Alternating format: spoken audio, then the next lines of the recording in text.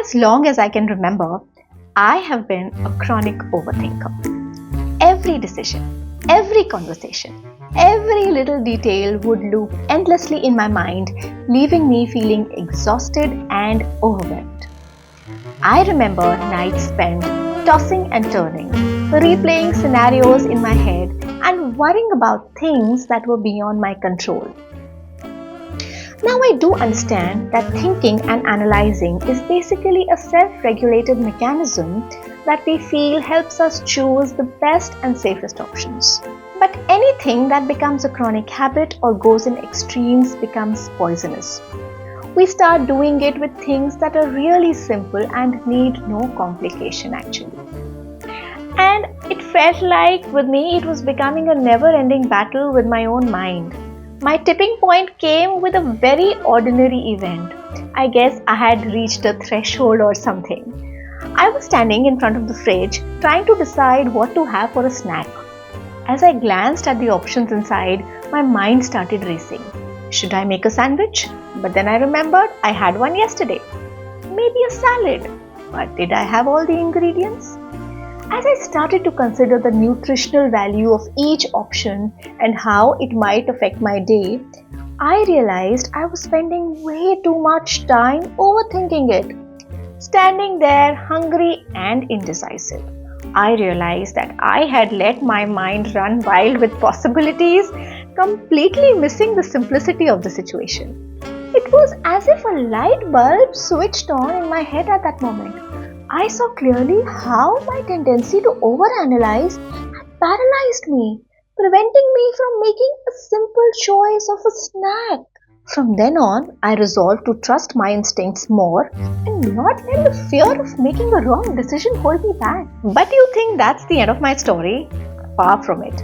Because then began my journey to stop this overthinking monster from spinning back-to-back stories in my head.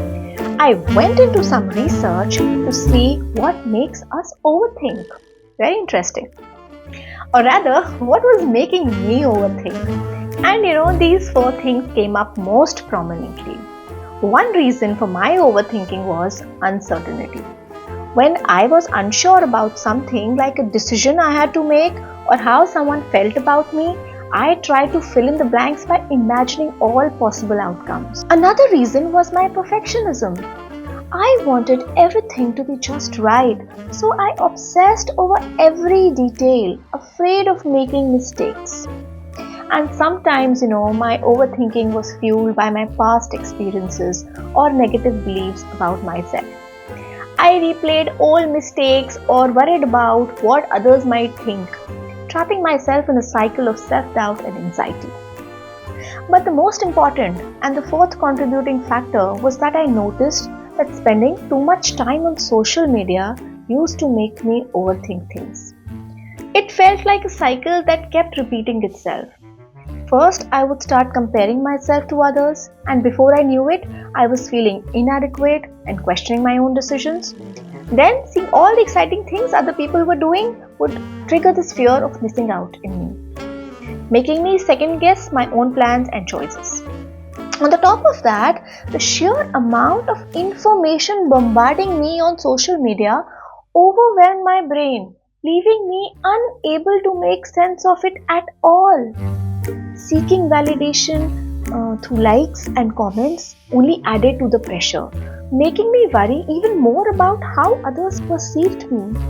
And don't even get me started on the endless cycle of revisiting past posts and interactions, constantly pondering on what could have been then. But now when all this started impacting my decisions, as simple as choosing a snack, it was an alarm bell. The more I was understanding the nuts and bolts of overthinking, the more I realized that instead of helping, this endless overthinking game was just adding to my stress and created this fear of failure that could make even simple decisions feel so overwhelming. But my journey had already begun. I knew what my roadblocks were. Now I had to figure out how to deal with these, and I was all ready to take on overthinking. First, I made mindfulness and grounding techniques a regular part of my routine. Whether it's through meditation or simply focusing my senses on a particular thing, these practices help me stay in the present and help me calm those racing thoughts. For example, one mindfulness exercise that I now do out of the many is engage my senses. It simply means that as I perform my tasks, I focus my attention on the sensations I'm experiencing in that moment. Say, for example, I am washing my hands.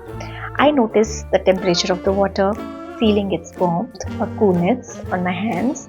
I take a moment to inhale deeply and notice the scent of the soap, whether it's fresh, floral, or minty.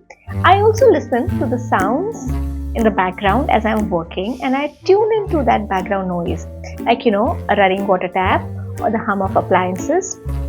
I keep bringing my attention back to my senses whenever I notice my mind wandering, and this has taken care of a big part of my overthinking.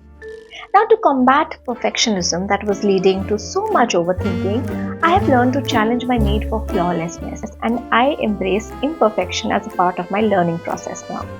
One practical thing I do to combat perfectionism is setting realistic goals and expectations for myself.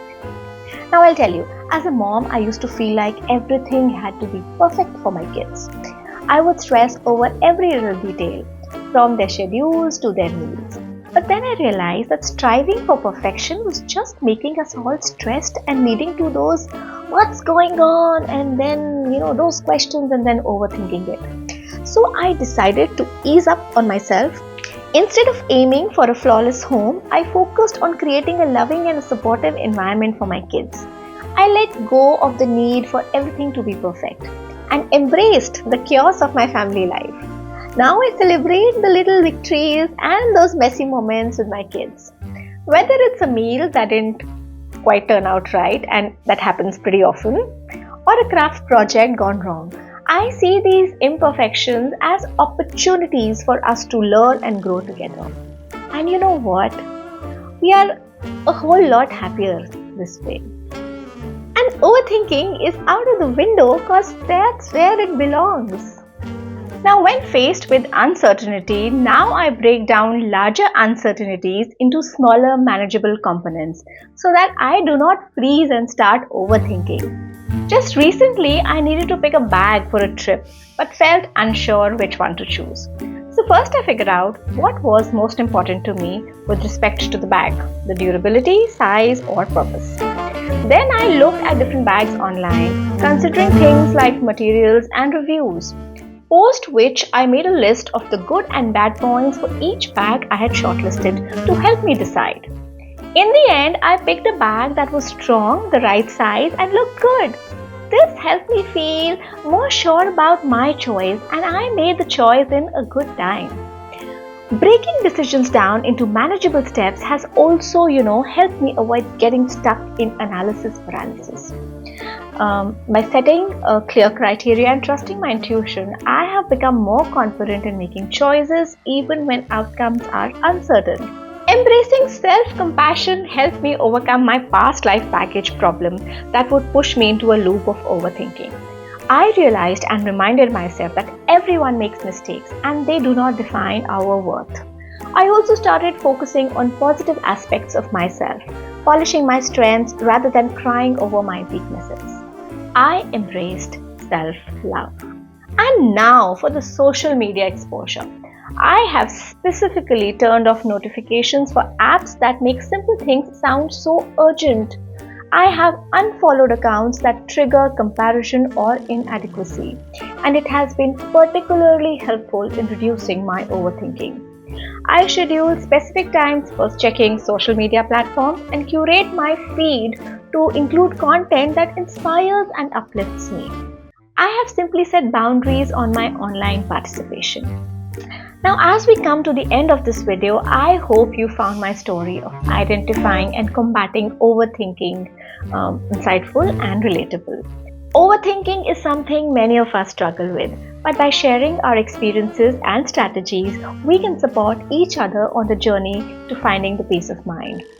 Now, I'd love to hear from you. What are your thoughts on overthinking? Do you have any tips or strategies that have helped you? Share them in the comments below and let's continue this conversation together. Remember, you are not alone in this, and together we can overcome overthinking and live more fully in the present moment. Thank you for watching, and I'll see you in the next video.